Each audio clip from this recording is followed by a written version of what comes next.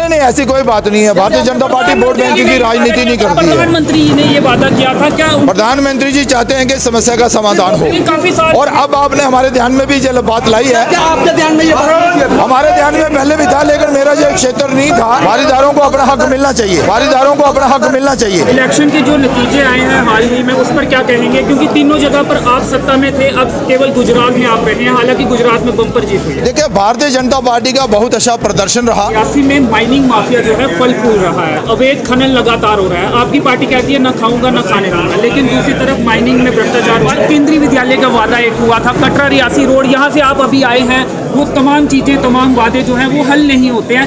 बैठ के भाजपा की लगातार होती है, लेकिन लोगों के से जुड़े मुद्दे जो हैं वो हल होते हुए नहीं दिखते हैं। इसके साथ टोल टैक्स का मुद्दा है, रियासी में कॉमर्स सब्जेक्ट नहीं है, यूनिवर्सिटी शुरू नहीं हो पा रही, एजुकेशन को लेकर मुद्दा है। देखिए, इन सब विषयों पर भारतीय जनता पार्टी की सीनियर लीडरशिप जो है वो गंभीरता से चर्चा भी कर रही है। अच्छी बात है ना, भारतीय जनता पार्टी के कार्यकर्ता अगर कहीं कोई गलत बात हो रही है, अवैध खनन हो, तो उसे उठाते ही हैं।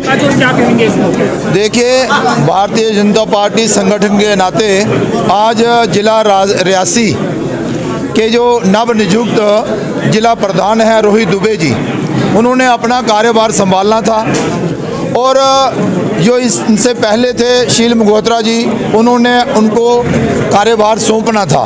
ये एक कार्यक्रम भारतीय जनता पार्टी का जिला रियासी का रहा, जिसमें बड़े सीनियर लीडर्स, पूर्व मंत्री, पूर्व एमएलए, पूर्व जिला प्रधान और भारतीय जनता पार्टी के सीनियर लीडर के अलावा यहाँ के चेयरमैन, बीडीसी, डीडीसी के मेंबर्स और मोर्चों के प्रधान जो हैं वो शामिल हुए, और सब ने एकजुट होकर रोहित दुबे जो जिला प्रधान बने हैं, उन्हें यह विश्वास दिलाया है कि हम सबका सहयोग जो है वो आपको रहेगा, भारतीय जनता पार्टी संगठन मजबूत करने के लिए रहेगा, और आने वाले दिनों में कोई भी चुनौती आएगी, चाहे वो इलेक्शन हो, बीडीसी, डीडीसी, पंचायत या के असेंबली की, सब एकजुट होकर पूरे जिला की जितनी भी सीटें हैं वो जीत कर भारतीय जनता पार्टी की झोली में डालेंगे।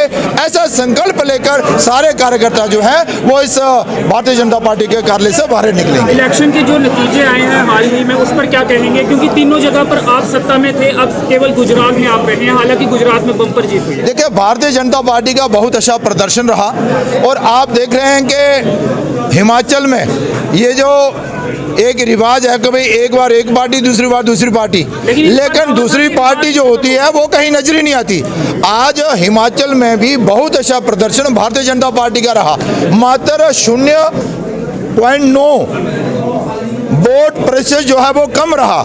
अगर 30-35 हज़ार और वोट मिल जाता तो भारतीय जनता पार्टी की सरकार बनती, लेकिन फिर भी हम भारतीय जनता पार्टी के कार्यकर्ताओं के काम से संतुष्ट हैं कि उन्होंने अच्छा काम किया। रही बात दिल्ली की, तो सारे सर्वे बता रहे थे कि भारतीय जनता पार्टी 30 होगी, 40 होगी, 50 होगी।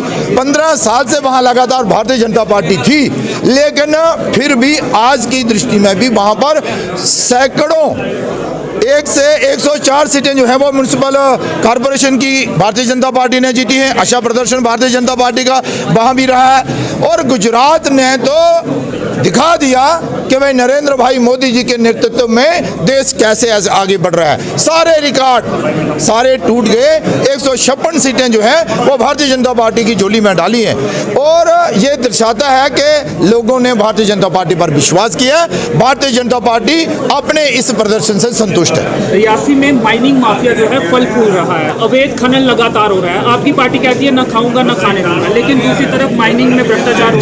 जिला के हमारे जहाँ के जो अधिकारी हैं, और फिर जहाँ के हमारे जो डिस्ट्रिक्ट डेवलपमेंट काउंसिल के चेयरमैन हैं और बाकी सब टीम से इस विषय पर चर्चा करके कि भाई ये जो अवैध खनन की बात आप कर रहे हैं ये ना हो, सिस्टम के माध्यम से। वो यहीं पे बैठे हुए थे, उन्होंने भी ये मामला उठाया। अच्छी बात है ना, भारतीय जनता पार्टी के कार्यकर्ता अगर कहीं कोई गलत बात हो रही है, अवैध खनन हो रहा है, तो उसे उठाते ही हैं। लेकिन आपके माध्यम से जो जानकारी अभी हमें प्राप्त हुई है, हम जिला अधिकारियों से बात करेंगे ताकि इस मसले को भी सुलझा लिया जाए। अंतिम सवाल, केंद्रीय विद्यालय का वादा एक हुआ था, कटरा रियासी रोड, यहाँ से आप अभी आए हैं, वो तमाम चीजें, तमाम वादे जो हैं वो हल नहीं होते हैं। बैठ के भाजपा की लगातार होती है, लेकिन लोगों के से जुड़े मुद्दे जो हैं वो हल होते हुए नहीं दिखते हैं। इसके साथ ही टोल टैक्स का मुद्दा है, रियासी में कॉमर्स सब्जेक्ट नहीं है, यूनिवर्सिटी शुरू नहीं हो पा रही, एजुकेशन को लेकर मुद्दा है। देखिए, इन सब विषयों पर भारतीय जनता पार्टी की सीनियर लीडरशिप जो है वो गंभीरता से चर्चा भी कर रही है और विचार भी कर रही है। आप देखेंगे कि बहुत जल्द इन विषयों को लेकर भारतीय जनता पार्टी अपना स्टैंड जो है वो क्लियर करेगी।